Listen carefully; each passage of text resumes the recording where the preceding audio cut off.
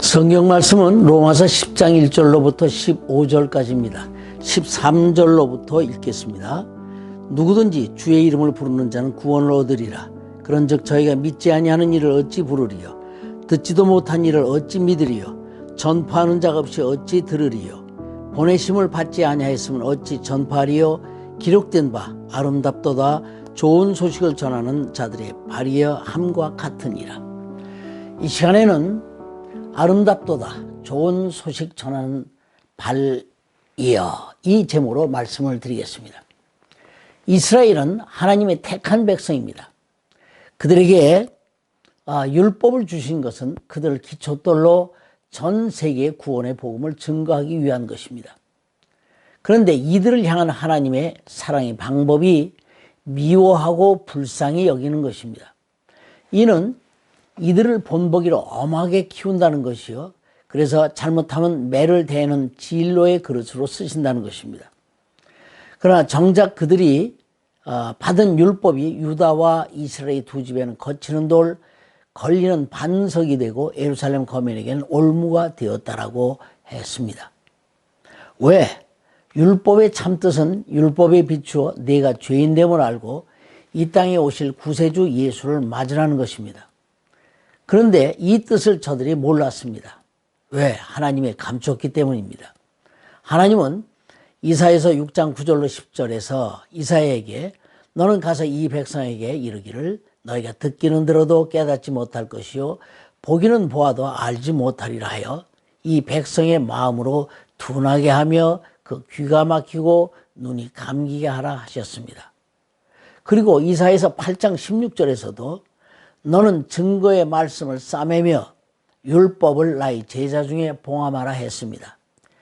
이스라엘과 유다에게 주기는 주었어도 예수를 포장해서 안 보이게 했기에 오신 예수를 알아보지 못해 핍박하고 죽인 것입니다.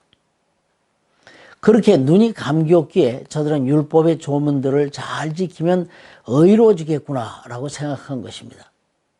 따라서 저들은 율법의 율례와 규례를 지키는 데는 아주 철저했습니다.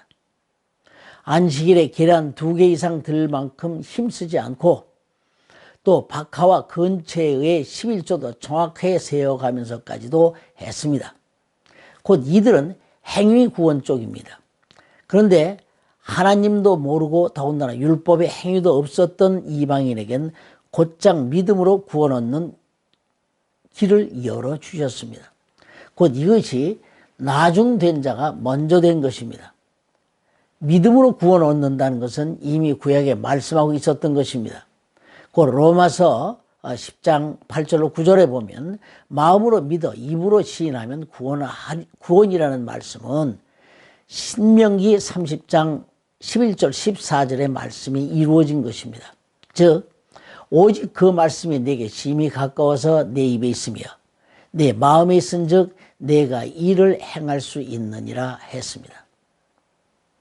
만일 행위로 의로워져 구원 얻을 수 있다면 굳이 예수님이 오실 필요가 있었겠습니까? 율법의 행위도 중요하지만 율법이 말하는 바 더 중요한 의와 인과 신을 알아야 합니다. 의란 하나님의 옳다 하는 것으로 율법의 사역은 정죄로서 죄를 묵과하지 않는다는 것이요. 이는 율법의 참뜻은 죄인을 살리려는 사랑이 전제된다는 것이요. 신은 주님의 피로 죄사함 받고 영생한다는 믿음이 있어야 한다는 것입니다. 그래서 예수님도 너희 의가 바리새인과 서기관보다 낫지 않으면 결단코 천국에 들어올 수 없느니라 하셨습니다. 더 나은 의가 무엇입니까? 예수를 믿는 믿음입니다. 하나님이 의롭다 하시면 더 이상 무엇이 있겠습니까? 잘한 것에 대해서는 인정하고 상도 줍니다. 그러나 구원만큼은 하나님이 옳다 하면 되는 것이니 그들이 일평생 수고하고 애쓴 것보다 더 나은 의가 되었다는 것입니다. 율법은 10,000가지 다 지키다가 그 중에 하나만 못 지켜도 다 못 지킨 것과 같은 것이 됩니다. 그러니 율법으로 의로워지는 것은 불가능한 것입니다. 마지막 율법의 요구를 이루려면 그 죄값을 내놓아야 하는데 곧 죽음입니다. 그 죽음이란 지옥 간다는 말입니다. 그런데 내가 죽는 대신 예수께서 죽으심으로 이 율법의 요구를 이루셨습니다. 그래서 예수 그리스도가 율법의 마침이 되신 것입니다. 그러므로 예수를 믿는 한 율법이 우리에게 죄값을 요구할 일은 없습니다. 그래서 로마서 8장 1절로 2절에 이제 그리스도 예수 안에 있는 자에게는 결코 정죄함이 없나니 이는 그리스도 예수 안에 있는 생명의 성령의 법이 죄와 사망의 법에서 널 해방하였음이라 라고 한 것입니다. 이것을 말하고 있는 것이 성경이요. 율법 안에도 이 복음은 있습니다. 그러나 저들의 눈이 가려 못 보고 있는 것입니다. 이 때문에 바울이 이들이 열심은 있으나 지식을 쫓지 않는다며 안타까워한 것입니다. 이제는 누구든 입으로 예수를 주시라 시인하기만 하면 구원은 얻습니다. 이는 새삼스러운 것이 아니라 구약에 이미 기록된 것입니다. 곧 이사야서 28장 16절에 주 여호와께서 가라사대 보라 내가 한 돌을 시온에 두어 기초를 삼았노니 곧 시험한 돌이요 귀하고 견고한 기초돌이라 그것을 믿는 자는 급절하게 되지 아니하리로다 했습니다. 그 기초돌이 예수 그리스도십니다. 이렇게 예수로 구원 얻는 것은 유대인이나 헬라인이나 차별이 없습니다. 성경은 전체가 예수께서 오셔서 우리 죄값으로 죽으시고 부활하심으로 우리에게 영생을 주신다는 이야기입니다.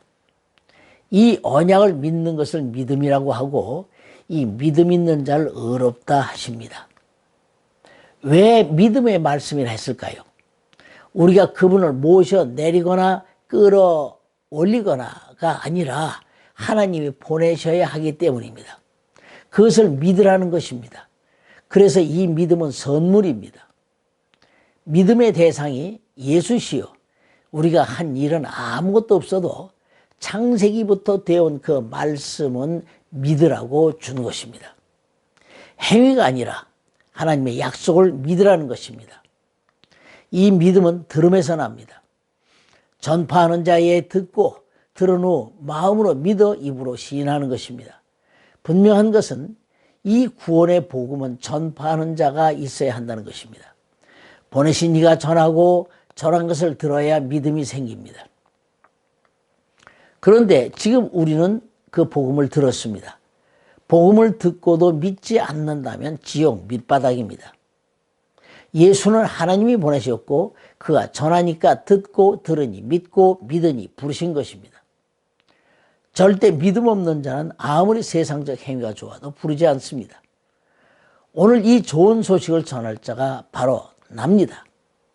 우린 그 사명을 받은 자들입니다. 그러나 이 좋은 복음일지라도 세상은 핍박한다라고 했습니다. 예수님도 좋은 소식 갖고 오셨지만 핍박과 고난받고 심지어 그가 하나님의 아들이라 한다는 죄모로 죽였습니다. 사도 바울도 이 복음 전하다가 만신창이가 되었습니다. 그럴지라도 멈출 수 없는 것은 우리에게는 영광의 부활이 남아있기 때문입니다. 그래서 바울은 나는 위에서 부르신 부름의 상을 위하여 쫓아가노라 했습니다. 왜? 지금의 고난은 장차 받을 영광과 좋게 비교되지 않기 때문입니다. 우리도 부활의 영광을 표대로 하여 달려가야 합니다. 해의 영광, 달의 영광, 별의 영광이 다 다릅니다. 이 영광이 누구에게 돌아갈까요? 하나님이 보시기에 가장 아름다운 것은 복음을 전하는 자들의 발입니다. 곧 많은 사람을 죽게 돌아오게 하는 자들입니다. 이 복음 전하는 자의 일을 성공시키기 위해 주님은 세상 끝날까지 그와 함께 하신다라고 약속하셨습니다. 우리 모두 세상에 복음 전하여 하나님의 생명의 씨를 뿌리는 아름다운 발이 됩시다.